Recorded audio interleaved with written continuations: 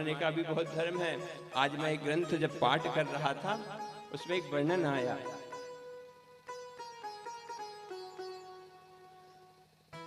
कि मैया के जल में मच्छी मारना, कछुआ मारना बड़ा दोष है।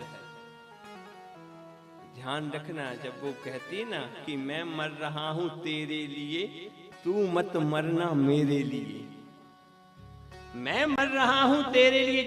जो मछुआरे होते हैं ना, जो मच्छी के लिए जो कांटा डालते, उसमें केंचुए को तोड़ करके कांटे में लगा करके फिर उस धागे को पानी में डालते, तो वो केंचुआ उस मछली से कहता है, ओ देवी, ओ बहन, मैं मर रहा हूं तेरे लिए। मैं तेरे लिए क्यों मरा हूं? क्योंकि उसने मुझे कांटे में फंसा करके डाला है, और तो मैं मरा। तो किसके लिए? बोले ये मर के वहां जाएगा तो मछली इससे ग्रास बनाएगी, तो जो कांटा बना है तो वो तेरे जीभ में फंस जाएगा, तो तू मर जाएगी। मैं मर रहा हूं तेरे लिए, तू मत मरना मेरे लिए। और यदि तू मरती है मेरे लिए तो ध्यान रखना, बाहर खड़ा है तेरे लिए। केवल मछली के लिए नहीं है ये हम सब के लिए भी है। जो हम लोभ मोह में फंसे ना, लोभ मोह में मर रहे हैं, तो परमात्मा भी कहते हैं कि तुम इधर फंस जाओ, निकल के तो बाहर ही आना है, और आओगे तो फिर क्या गति होनी है। ये जीव शिक्षा देता है, ये पुराण ग्रंथ हमें तो हो सके जितनी। और धन की कमी, कई बार कहते हैं ना गुरु जी, पैसा की बड़ी कमी। अच्छा, ये समझ नहीं आता मेरे कि ये पैसे को क्या करेंगे लोग। सब ग्रंथ सुनते, पुराण सुनते, एक दो जगह तो कई हमसे कह भी देते, बोले गुरुजी तुम भी तो पुराण की दक्षा लेते हो। तो भाई साहब, हम तो हाथ जोड़ के कह दे रहे हैं, अभी तक जितने भी हमने पुराण करे हैं, और सेंदरवाड़ा में तो 5 पुराण हो गए, हमें चिंता नहीं है। अभी तक सेंदरवाड़ा में कोई भगत बता दे गुरुजी ने हमारे घर दक्षिणा मांगी हो पुराण की। और हम तो सब भक्तों से कह रहे हैं, जिन भक्तों को पुराण कराना है प्रेम से कराना, जो इसकी इच्छा हो वो श्रद्धा में यहाँ पुराण पे चढ़ाना, और नहीं तो नरब दे हर एक लोटा जल, बस हमारी यही दक्षिणा है।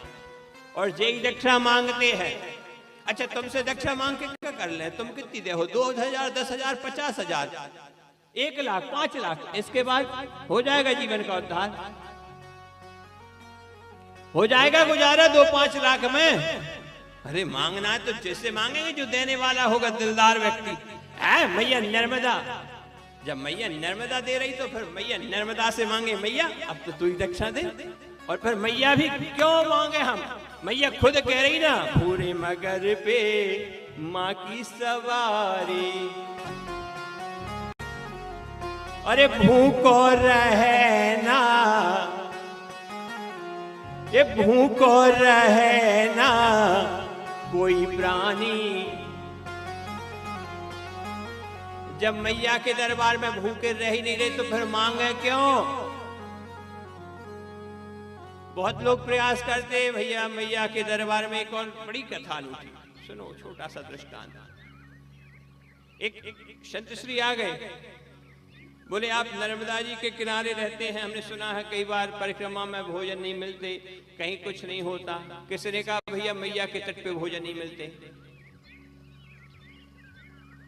मैया के तट पे जाके देखो। कभी आप लोगों ने अनुभव नहीं किया होगा, कभी विचार नहीं किया होगा। हमने तो कई जगह देखे और कई स्थान मिल जाते, और नर्मदा के तट मिल जाए तो चूके नहीं। एक बार 2:30 बजे की किस्सा, हम अपने अनुभव की किस्सा बताते हैं, क्योंकि अनुभव बहुत बड़ी बात।